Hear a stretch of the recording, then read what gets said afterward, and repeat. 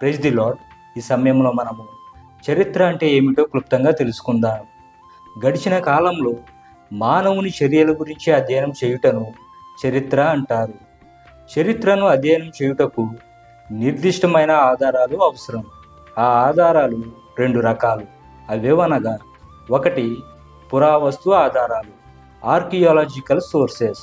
2 వాజ్మయ ఆధారాలు, literary sources.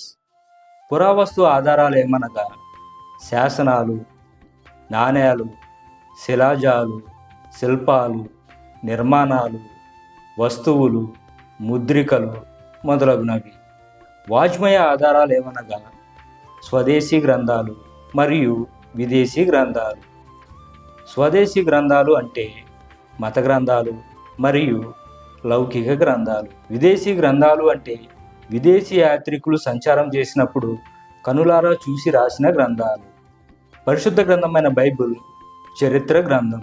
ఇది చరిత్రకు మూలాధారం, చరిత్రను సృష్టిస్తున్న గ్రంథం. ఇందులో 4000 సంవత్సరాల చరిత్ర దాగి ఉంది.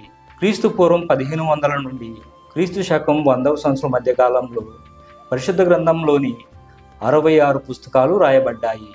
ప్రపంచంలో అత్యధికంగా ముద్రించబడుచున్న గ్రంథము, అలాగునే తస్కరించబడుచున్న గ్రంథముగా గిన్నిస్ వరల్డ్ రికార్డులో స్థానం సంపాదించింది బైబిల్. పరిశుద్ధ గ్రంథంలో పేర్కొనబడిన ప్రతి విషయానికి, అనగా పట్టణాలకు, వస్తువులకు మొదలగు వాటికి పురావస్తు ఆధారాలు లభిస్తున్నాయి. దీనిని బట్టి బైబిల్ సత్యమైన గ్రంథము అని నిర్ధారించబడుతుంది. చరిత్రను అధ్యయనం చేయుట ప్రతి వ్యక్తికి ప్రయోజనకరం.